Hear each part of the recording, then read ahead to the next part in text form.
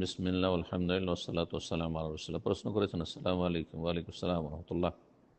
ছেলের হারাম ইনকামের টাকায় মা যদি মৃত বাবার জন্য দান করে তাহলে কি সেটা কবুল হবে?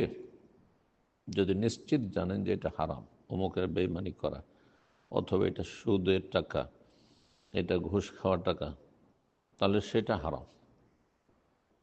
সেটা হারাম এবং নিঃসন্দেহে তাতে নেকি হবে না, হারাম বলে যদি জানে নিশ্চিত।